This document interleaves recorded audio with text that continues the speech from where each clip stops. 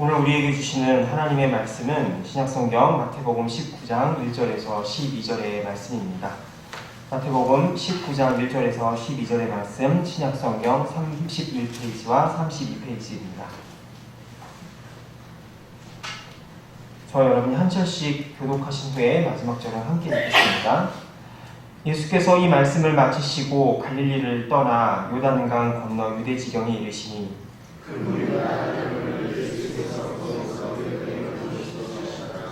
바리새인들이 예수께 나와 그를 시험하여 이르되 사람이 어떤 이유가 있으면 그 아내를 버리는 것이 옳으니이까.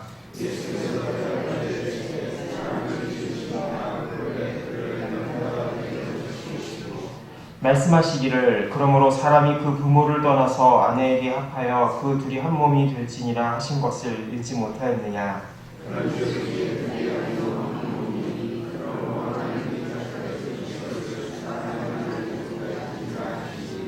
여짜오되 그러면 어찌하여 모세는 이혼 증서를 주어서 버리라 명하였나이까.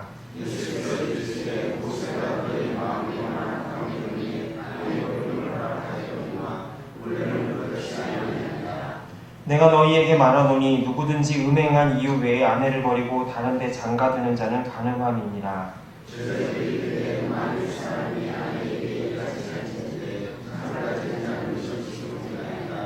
예수께서 이르시되 사람마다 이 말을 받지 못하고 오직 타고난 자라야 할지니라. 어머니의 태로부터 된 고자도 있고 사람이 만든 고자도 있고 천국을 위하여 스스로 고자된 있도다. 이 말을 받을 만한 자는 받을지어다. 아멘. 기도하겠습니다. 하나님 아버지, 은혜 가운데 우리의 삶을 인도하여 주시고 특별히 어제 귀하게 또 교인들이, 모든 교우들이 한자리에서 귀한 즐거운 교제 시간을 가지게 하시니 감사합니다. 또한 오늘 하루의 시작을 주님께 의탁하며 아버지 앞에 나아갈 때 우리의 삶을 인도하여 주시고 주의 은혜의 단비가 우리의 심령 가운데 내리는 귀한 시간 되게 하여 주옵소서. 예수님의 이름으로 기도합니다. 아멘. 예수님이 이 땅에 계셨을 때 그분을 환영하며 다른 무리들도 참 많이 있었지만 예수님을 대적하고 그분의 말을 하는 모든 것들을 시험하여서 어떻게든 예수님을 공경에 빠뜨리려고 하는 사람들도 많았습니다. 바로 바리새인들과 사두개인들, 율법 교사들이 대표적인 사람들이었죠. 오늘 말씀에도 보면 한 바리새인이 예수께 나와 시험하여 이르되 라고 기록을 하고 있습니다. 그러니까 예수님한테 어떤 말을 하고 질문을 하는 의도가 순수한 의도를 가지고 하는 게 아니라 어떻게 해서든지 흠잡아서 예수님을 넘어뜨리려고 했다라는 것이죠. 이 바리새인은 결혼에 관한 질문을 통해서 예수님을 시험을 하려고 했으니 그 질문은 바로 사람이 어떤 이유가 있으면 그 아내를 버려도 됩니까? 라고 하는 질문이었습니다. 여러분, 이 질문을 다시 한번 잘 생각해 보시기 바랍니다. 사람이 어떤 이유가 있으면 그 아내를 버려도 됩니까? 라는 이 질문 자체에서 벌써 어떤 느낌이 드십니까? 벌써 우리는 이 당시 사람들이 여기서부터 남녀 관계와 결혼에 대해서 어떻게 생각했는지를 우리는 볼 수 있습니다. 21세기를 사는 우리들은 남녀 관계가 철저하게 평등한 관계라는 사실을 너무나 잘 알고 있죠. 그러나 예수님이 사시던 2000년 전의 사회는 그렇지 못했습니다. 당시의 팔레스틴 사회는 철저하게 성인 남성 중심의 사회였고요. 여인과 어린이들은 당시의 인구의 수에도 들지 못하는 변두리 인생들이었습니다. 그래서 민수기를 보면은 이스라엘 백성들의 수를 계수를 할 때 철저하게 무엇 위주로 계수를 합니까? 성인 남성 위주로 계수를 하죠. 복음서에도 보면 오병이어의 기적을 기록할 때 뭐라고 기록합니까? 남자만 5,000명이었다라고 기록을 하고 있는 것을 보면서 우리는 그 당시 사회가 어떤 사회였는지를 충분히 알 수 있습니다.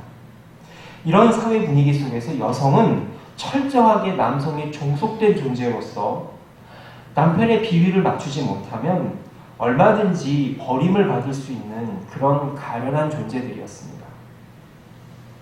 우리는 이 바리새인의 질문에서도 그런 사회 분위기를 엿볼 수 있습니다. 사람이 어떤 이유가 있으면 그 아내를 버리는 것이 옳습니까? 라는 그 질문 자체가 벌써 무엇을 내포하고 있다고 보십니까? 남편이 아내를 버리는 것을 전제로 깔고 하는 질문이라는 사실을 알 수 있습니다. 그래서 예수님은 이러한 질문에 대해서 4절에 이렇게 얘기하십니다. 사람을 지으신 이가 본래 그들을 남자와 여자로 지으셨다라고 말입니다. 당시의 사람들은 여성을 남성보다 열등한 존재로 여겼습니다. 그러나 성경은 우리에게 그렇게 이야기하지 않습니다. 하나님은 본래 남성과 여성을 동등한 존재로 창조하셨다라고 선언하고 있습니다. 그러나 이러한 하나님의 뜻은 인간의 타락 이후 왜곡되고 삐뚤어지고 말았습니다. 주로 인류의 역사는 어느 쪽이 더 승자였습니까? 바로 힘 있는 남성들이 여성들을 압박하는 것이 주로 지금까지 인류의 역사였죠. 특별히 과거에 우리나라도 그렇고 중국이나 어떤 동양의 황제들과 왕들을 보면 수많은 후궁들과 궁녀들을 두었으며 그것을 자신의 권위로 여겼음을 우리는 보게 됩니다. 그래서 이러한 시대 풍조에 맞서서 최근에는 또 페미니즘이라는 것이 등장을 했죠. 여성 우월주의 혹은 여성에 대한 남성 역차별이라고 하는 것으로 인해서 굉장히 사회가 한동안 뜨겁게 이 주제로 달아올랐던 적이 있습니다. 그러나 성경에서는 이 모두를 거부하고 있음을 우리는 보게 됩니다. 남성과 여성은 모두가 하나님의 귀한 형상으로서 어디가 어디보다 더 우월하지가 않다라고 하는 것이죠. 철저하게 하나님의 형상으로 지음받은 동등한 존재다라는 사실을 예수님은 다시 한번 당시 유대인들에게 밝혀주고 있습니다. 이렇게 서로가 서로에게 동등한 하나님의 피조물은 서로가 서로에게 동등함과 동시에 철저하게 서로가 서로에게 의존적인 존재라는 사실을 또한 우리는 알아야 됩니다. 5절에 보면 주님은 말씀하십니다. 사람이 그 부모를 떠나 아내에게 합하여 그 둘이 한 몸이 될지니라 라고 말씀하고 계시죠. 그러면서 예수님은 하나님이 짝지어 주신 것을 사람이 나누지 못한다라고 분명하게 말씀하고 계십니다. 이 당시 유대인들은 남성 위주의 사회였기 때문에 얼마든지 자기 마음에 들지 않으면 아내를 버릴 수 있는 그러한 사회였습니다. 그래서 예수님은 이러한 당시 유대인들의 죄악을 고발하고 계신 것입니다. 그런 의미에서 그리스도인의 가정은 그냥 이루어지는 것이 아니라는 사실을 우리는 다시 한번 확인하게 됩니다. 그리스도인의 가정은 유교나 도교에서 얘기하는 음양오행의 조화에 의해서 남녀가 결합하는 것이 결코 아닙니다.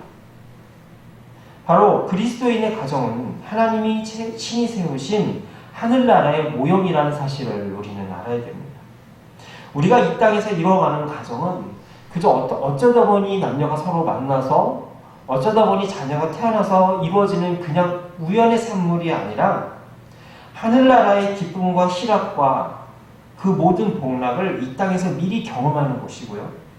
하나님이 설계하신 천국의 모형이기 때문에 결코 인간적인 욕심이나 이해관계에 의해서 서로 붙였다 뗐다 할 수 있는 것이 아니라는 사실을 주님은 우리에게 다시 한번 강조하십니다. 세상의 많은 조직들이나 공동체는 자신들의 이해관계가 서로 이해관계에 따라서 모이기도 하고 흩어지기도 합니다. 그 조직의 목적이 다하면 흩어지기도 하고 그런 것들을 우리는 보게 되죠. 그러나 가정은 그런 존재가 아니라는 사실입니다.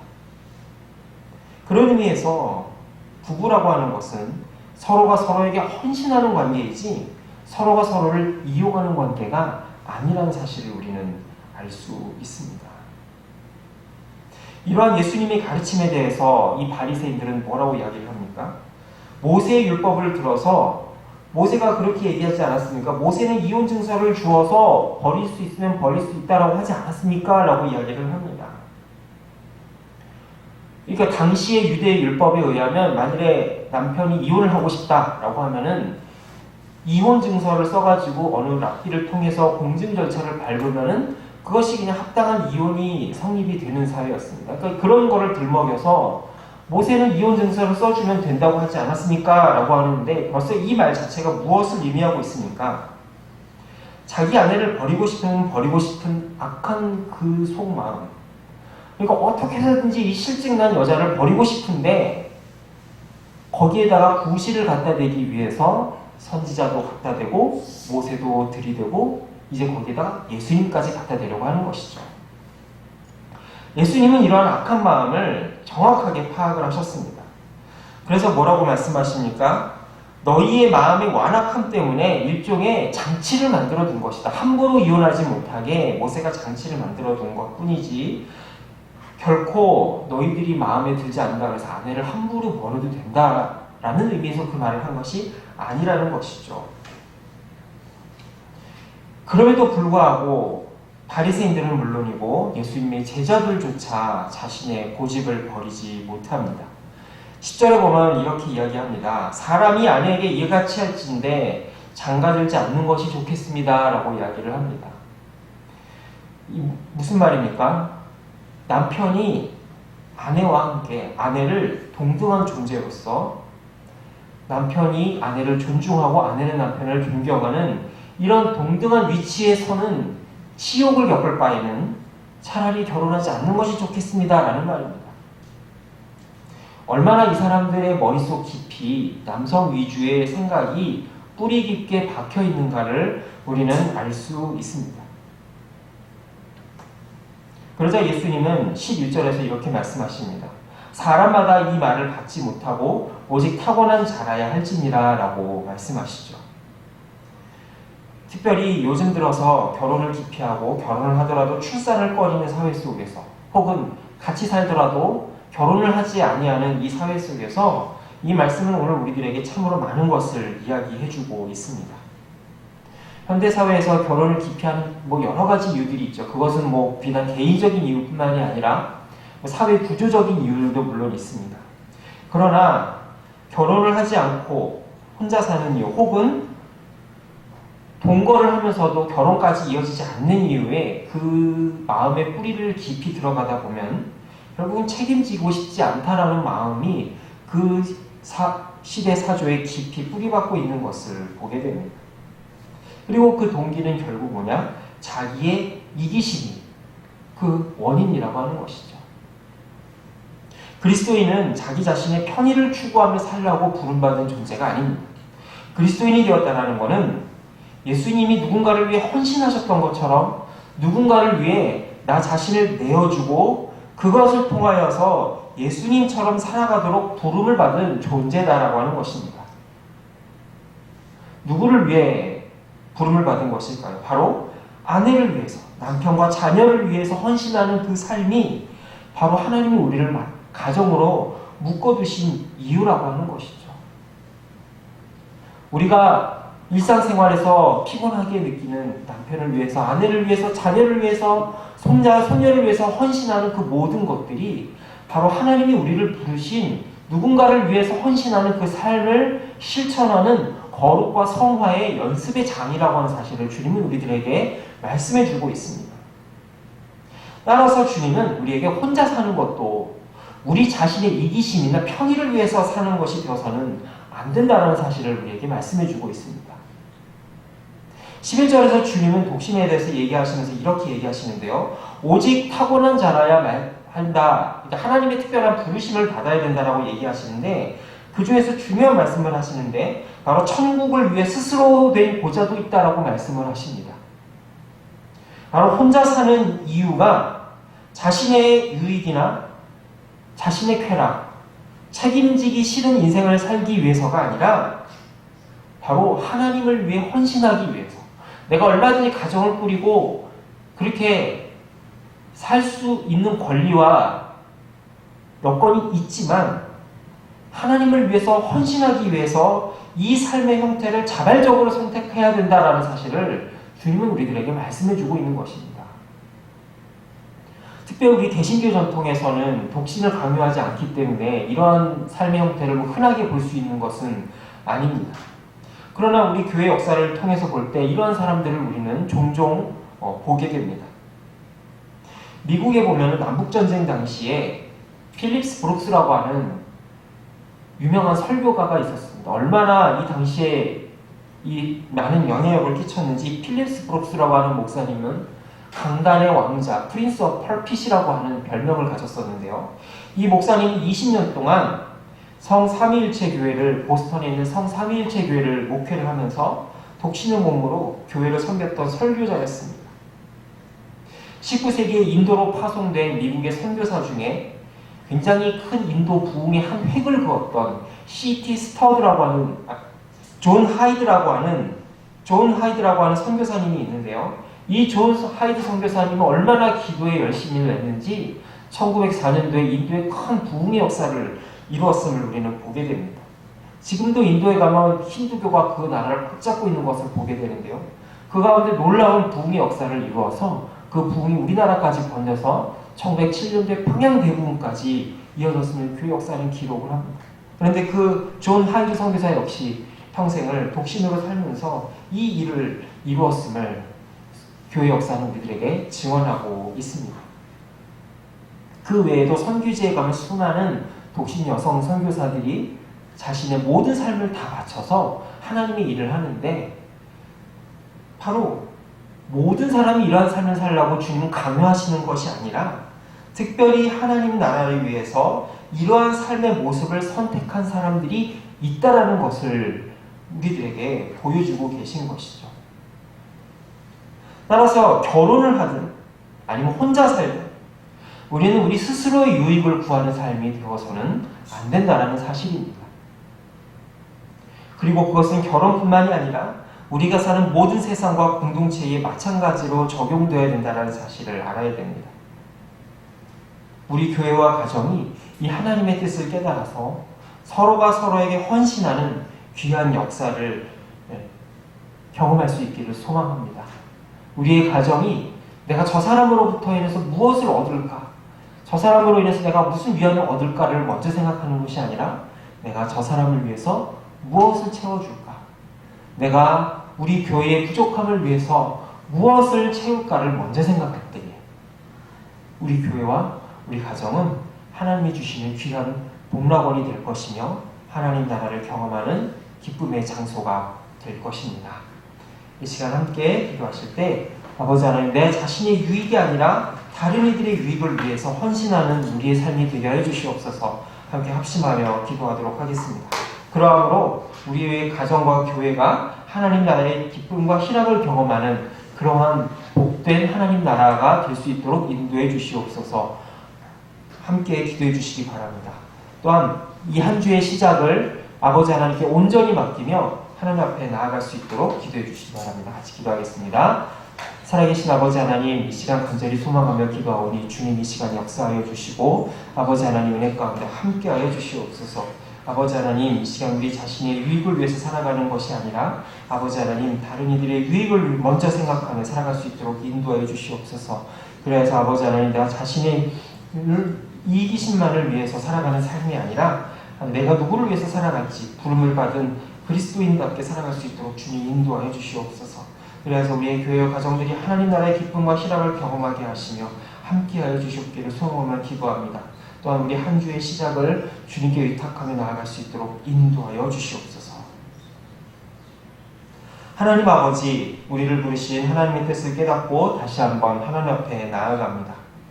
우리 중에 어느 누구도 나 자신의 유익만을 위해 살라고 부름받은 이해가 없음을 고백합니다.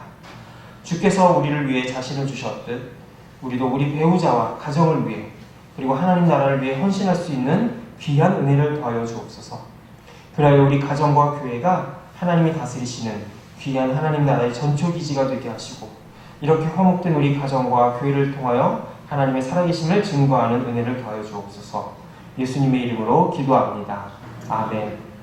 이 시간 주기도로 마치겠습니다. 하늘에 계신 우리 아버지, 아버지의 이름을 거룩하게 하시며 아버지의 나라가 오게 하시며 아버지의 뜻이 하늘에서와 같이 땅에서도 이루어지게 하소서.